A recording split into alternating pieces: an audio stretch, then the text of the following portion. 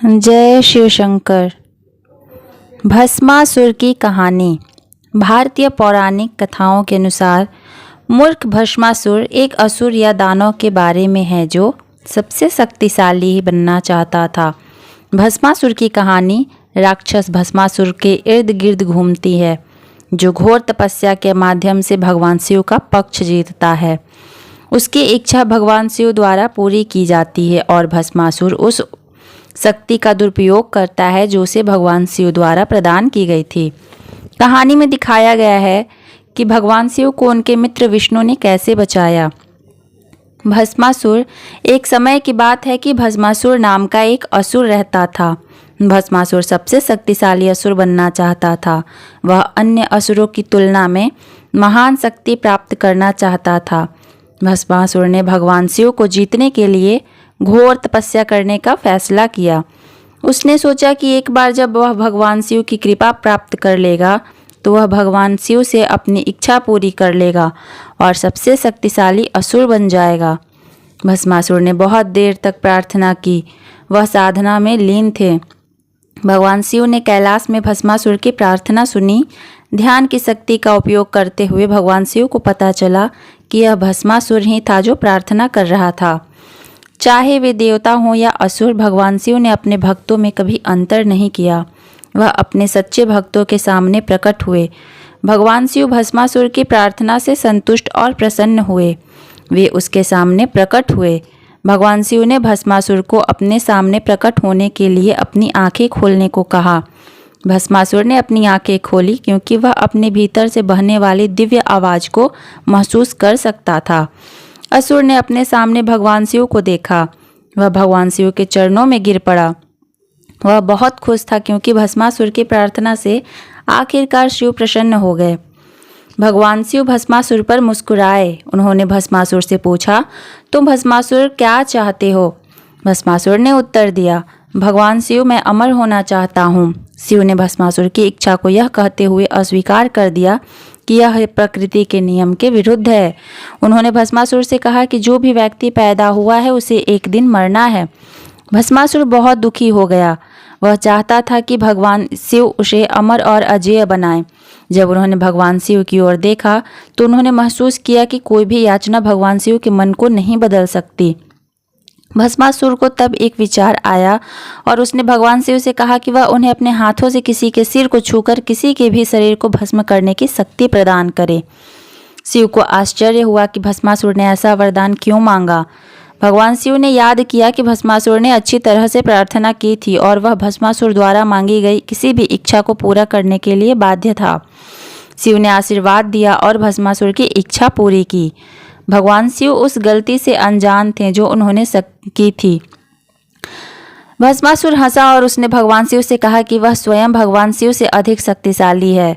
उसने भगवान शिव से कहा कि वह चाहे जो भगवान शिव को जलाकर भस्म कर सकता है। यह सुनकर शिव हैरान रह गए। भस्मासुर ने भगवान शिव से कहा कि उस पर अपनी शक्ति का परीक्षण करना चाहता है। उन्होंने शिव से कहा कि वह अपनी शक्ति का परीक्षण करने के लिए भगवान शिव पर अपना हाथ रखेंगे। भस्मासुर के अपनी ओर आते ही शिव दौड़ने लगे। शिव ने यह भी महसूस किया कि वह अपने शब्दों को वापस नहीं ले सकते। यदि वह असुर को अपने सिर को छूने को अनुमति देते हैं तो शिव भस्म हो जाते हैं। यह पूरी नियति को बदल देगा क्योंकि ऐसा नहीं होना चाहिए था। भगवान शिव केवल एक ही काम कर सकते थे, वह भस्मासुर से दूर भागना। भगवान शिव दौड़ने लगे और भस्मासुर ने हाथ फैलाकर उनका पीछा किया। शिव ने भगवान विष्णु से प्रार्थना की जो उनकी मदद करने के लिए संरक्षक भगवान थे। भस्मासुर जंगल के अंदर उनका पीछा करने वाला था, लेकिन वह रुक गया। उसने देखा कि सामने एक बहुत ही सुंदर स्त्री खड़ी है।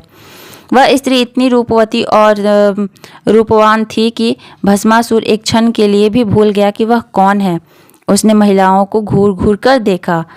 उसने महिला से पूछा, तुम कौन हो? महिला ने भस्मासुर पर भौहें चढ़ाई और उसने कहा, आप किसी के घर नहीं जाते हैं और उनसे पूछते हैं कि वे कौन हैं। उसने भस्मासुर से कहा कि उसे बताना होगा कि वह कौन है। उसने महिला से कहा कि वह भस्मासुर है। महिला ने भस्मासुर से कहा, भस्मासुर, अब तुम मेरा नाम पूछ सकते हो। भस्मासुर ने सुंदर स्त्री से पूछा कि वह कौन है। सुंदर स्त्री ने उत्तर दिया कि वह मोहिनी थी। फिर उसने मोहिनी से उससे शादी करने के लिए कहा। मोहिनी हंसी और चली गई। भस्मासुर ने मोहिनी का पीछा किया और धीरे धीरे अपने बारे में सब कुछ पूछा। मोहिनी ने कहा कि वह अपने माता पिता के साथ जंगल में रहती थीं। वह अपने घर में पूजा के लिए कुछ फूल लेने के लिए जंगल आई थीं। भस्मासुर ने मोहिनी से कहा कि अगर वह उससे शादी करेगी तो वह हमेशा उसका ख्याल रखेगा और खुश रखेगा। मोहिनी उदास लग रही थी। उसने भस्मासुर को एक सुंदर व्यक्ति कहा। भस्मासुर जानना चाहता था कि मोहिनी क्यों दुखी है। मोहिनी ने भस्मासुर से कहा कि वह एक नर्तकी है। जब वह छोटी थी तो उसने वादा किया था कि वह उसी व्यक्ति से शादी करेगी जो उसके साथ नृत्य करेगा। भस्मासुर चौंक गया और उसने अपनी पलकें झपकाई। उन्होंने अपने पूरे जीवन में कभी नृत्य नहीं किया था। राक्षस ने मोहिनी से शादी करने के लिए खुद से नृत्य सीखने का वादा किया। मोहिनी ने उत्सुकता से भस्मासुर से कहा, चिंता मत करो, मैं तुम्हें नृत्य करना सिखाऊंगी। अगर तुम मेरे कदमों का ठीक उसी तरह पालन करोगे तो मैं करती हूँ तो मैं तुम्हारी हो जाऊंगी और तुमसे शादी करूंगी। वे दोनों नाचने लगे। राक्षस मोहिनी की चालों की नकल करने में बेहतर होता गया। भस्मासुर ने केवल नृत्य पर ध्यान केंद्रित किया और कुछ नहीं। मोहिनी ने अपने सिर पर हाथ रखकर एक चाल चली। भस्मासुर ने एक बार भी बिना सोचे समझे ऐसा ही किया। भस्मासुर की शक्ति ने उसके लिए काम किया और वह जलकर राख हो गया। जब मोहिनी भस्मासुर की राख को देख रही थी तब शिव सामने प्रकट हो गए। उसने मोहिनी को धन्यवाद दिया और उसने जवाब दिया, आपका स्वागत है। किसी की इच्छा पूरी करने से पहले 2 बार सोचें। वह गायब हो गई और विष्णु उनके स्थान पर खड़े हो गए। भगवान शिव ने भगवान विष्णु को उनकी मदद करने के लिए और भस्मासुर से बचाने के लिए धन्यवाद किया।